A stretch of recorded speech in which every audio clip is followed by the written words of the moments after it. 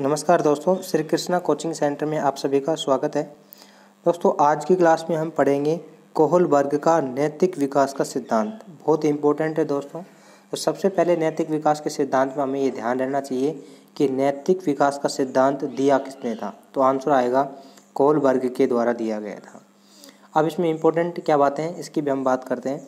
Kohlberg ने बालक में होने वाले नैतिक विकास को लेकर 3 अवस्थाएं बताई हैं तथा प्रत्येक अवस्था के 2-2 सोपान बताए हैं।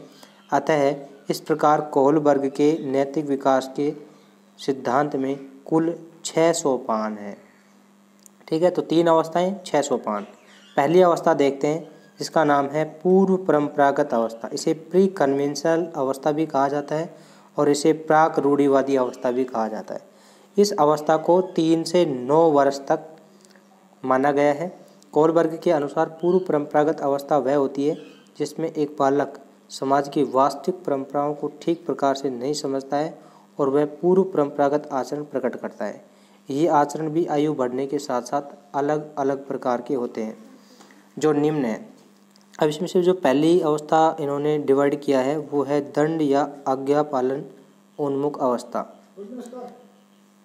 दंड या आज्ञा पालन उन्मुख अवस्था में सबसे पहले हम ये देखते हैं, ये जो अवस्था होती है ये 3 से लेकर 6 वर्ष तक होती है। तो सबसे पहले आपको दंड आज्ञापालक उन्मुख अवस्था में ये ध्यान रखना है कि ये 3 से 6 वर्ष तक होती है। यह वह अवस्था होती है जिसमें बालक आज्ञा पालन नहीं करने पर दंड मिल सकता है, इसी भय से नैतिक आचरण प्रदर्शित करता है। ठीक है दोस्तों, प्रथम जो अवस्था थी यानी कि पूर्व परंपरागत अवस्था या प्री कन्वेंशनल अवस्था, इसको 2 भागों में डिवाइड किया है। पहले दंड या आज्ञा पालन उन्मुख अवस्था, इसमें बच्चा इस वजह से नैतिक आचरण प्रदर्शित करता है कि उसे दंड मिलने का भय लगा रहता है। ठीक है, अपन सेकंड इसको जो सोपान है वो है साधनात्मक या लालच पुरस्कार उन्मुख अवस्था। ये होती है 6 वर्ष से लेकर 9 वर्ष तक। इस अवस्था में बालक जिन नैतिक आचरणों को प्रकट करता है वे किसी पुरस्कार या लालच के निमित्त होकर प्रकट करता है।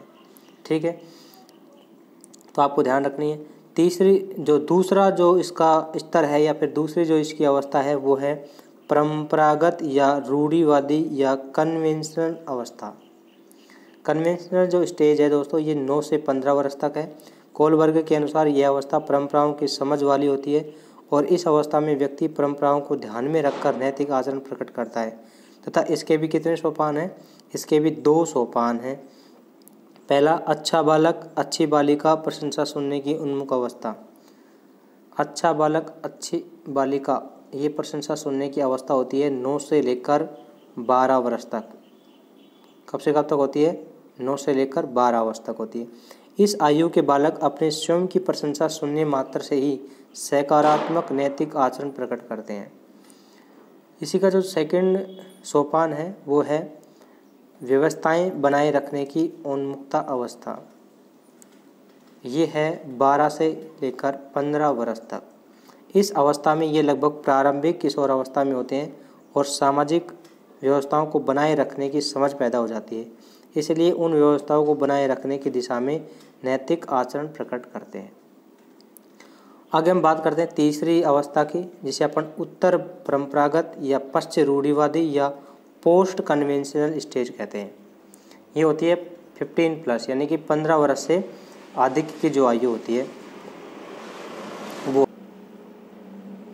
यह अवस्था परंपराओं की समझ के साथ साथ परंपराओं से ऊपर उठकर नैतिक आचरण करने की होती है, जो व्यक्ति की सामाजिक परिपक्वता को दर्शाता है। ये जो उत्तर परंपरागत अवस्था है इसके भी 2 सोपान हैं। पहला सोपान है इसमें सामाजिक बंधन की उन्मुख अवस्था, जो कि 15 से लेकर 18 वर्ष तक होती है। यह लगभग उत्तर किशोर अवस्था होती है जिसमें किशोर किशोरी सामाजिक बंधन को ध्यान में रखते हुए केवल उन्हीं आचरणों को या उन्हीं व्यवहारों को प्रदर्शित करते हैं जो कि सामाजिक परंपरा के अनुसार हो। और सेकंड जो इसमें सोपान है वो है सार्वत्रिक नीति उन्मुक्ता की अवस्था। सार्वत्रिक नीति उन्मुक्ता की अवस्था आपको ध्यान रखनी है 18 वर्ष से अधिक। इस अवस्था में व्यक्ति प्रौढ़ता में आ जाता है और वह किसी भी कार्य को करते हुए इस बात का ध्यान रखता है कि उसके द्वारा किया जाने वाला आचरण संपूर्ण समाज के लिए नीतिगत हो। यानी कि सार्वत्रिक नीति की उन्मुक्ता अवस्था में बच्चा ये देखता है कि पहली बात तो ये है कि वो प्रौढ़ अवस्था में आ जाता है ना।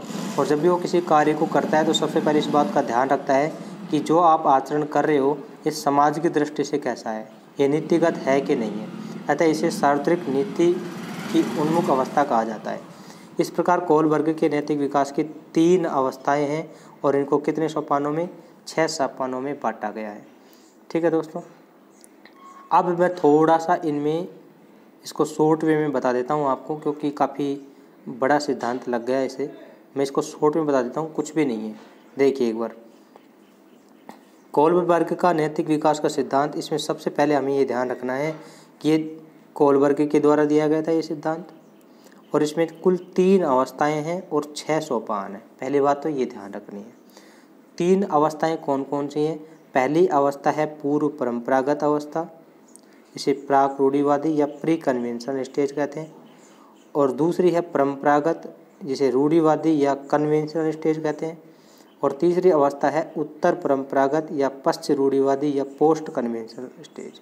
दोस्तों इसमें एक ध्यान रख लेना बस, जैसे परंपरागत आपको ध्यान रह गया ना, तो इससे पहले वाली होगी पूर्व परंपरागत और इसके बाद वाली कौन सी होगी? उत्तर परंपरागत।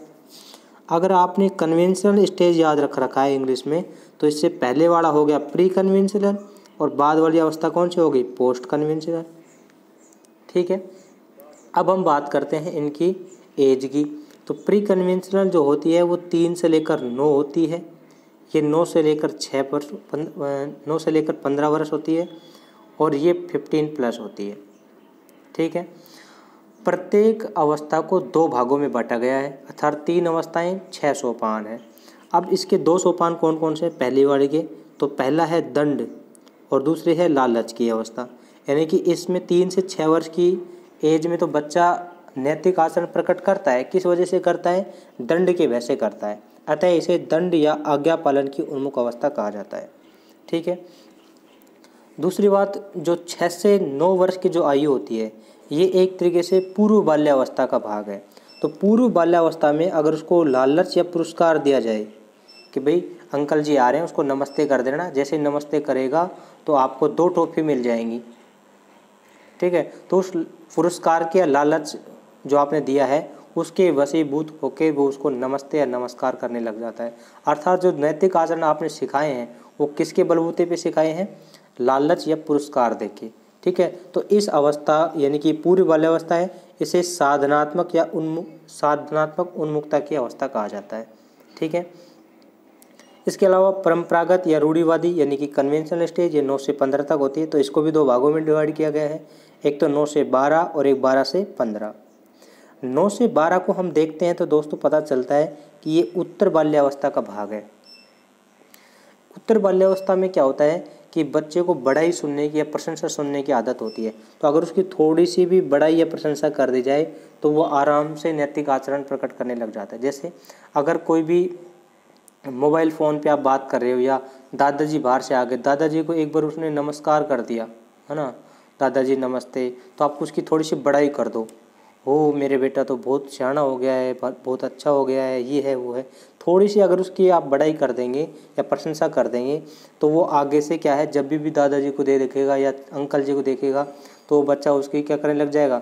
नमस्कार करने लग जाएगा, आदर सत्कार करने लग जाएगा। यानी कि उसमें प्रशंसा या बड़ाई के कारण नैतिक जो धारणाएं हैं उनका विकास हो जाता है। अतः प्रशंसा सुनने की उन्मुख अवस्था कौन सी होती है? उत्तर बाल्यावस्था। एक होती है किशोर अवस्था यानी कि 12 से 15 वर्ष तक। तो इसमें व्यक्ति समझदार हो जाता है और व्यवस्था बनाए रखने की उन्मुख अवस्था कहा जाता है इसमें, क्योंकि इसको खुद ही पता होता है कि किशोर अवस्था है तो समझदार भी होता है, परिपक्व भी हो जाता है थोड़ा सा। तो इसे खुद ही पता है कि कोई भी गेस्ट आ रहा है तो उसको क्या करना चाहिए, हमें नमस्कार करना चाहिए, नमस्ते करना। तो इसमें थोड़ी बहुत समझ खुद में से ही अपने आप ही ऑटोमेटिक आ जाती है इस अवस्था में। उत्तर परंपरागत या पश्चिम रूढ़िवादी या पोस्ट कन्वेंशनल एज, तो ये जो एज है ये 15+ होती है। इसको भी 2 भागों में डिवाइड किया गया है, 15 से 18 और 18 के ऊपर। तो 15 से 18 को हम देखते हैं तो ये भाग जो आता है ये उत्तर किशोर अवस्था का आता है। जब वो बिल्कुल मैच्योर हो चुका होता है बच्चा, उसका संपूर्ण शारीरिक, मानसिक, नैतिक और जो संवेगात्मक विकास पूर्ण रूप से हो चुका होता है, तो वो खुद ये देखता है कि भाई हाँ, किसका आदर सत्कार करना चाहिए, किस में नैतिक गुण है, क्या सही है, क्या गलत है, सब कुछ उसको पता होता है। वो फिर सामाजिकता को देखता है कि जो भी मैं काम कर रहा हूँ ये समाज के प्रति सही है या नहीं है। अतः इसे सामाजिक बंधन की उन्मुख अवस्था कहा जाता है। जो भी काम करता है तो वो पहले सामाजिकता को देख कर करता है कि ये समाज के लिए सही रहेगा या नहीं रहेगा। दोस्तों इसके बाद में जो अंतिम सोपान है वो है प्रौढ़ अवस्था में, यानी कि 18 से ऊपर की जो अवस्था होती है वो प्रौढ़ी होती है। इसमें समाज के जो नीति नियम हैं उनके अनुरूप नैतिक आचरण किया जाता है। ठीक है, इसे सार्वत्रिक नीति की उन्मुख अवस्था कहा जाता है। ठीक है दोस्तों, इसी टॉपिक के साथ में अपनी जो सेकंड यूनिट है वो कंप्लीट हो गई है। तो साइकोलॉजी की ये लगभग 11वीं क्लास है। इससे पहले हम 10 क्लास ले चुके हैं, तो कंप्लीट 11 क्लासों में हमने 2 यूनिट कंप्लीट कर दी हैं। ठीक है दोस्तों, तो आज की क्लास में इतना ही, मिलेंगे अगली क्लास में, तब तक के लिए नमस्कार।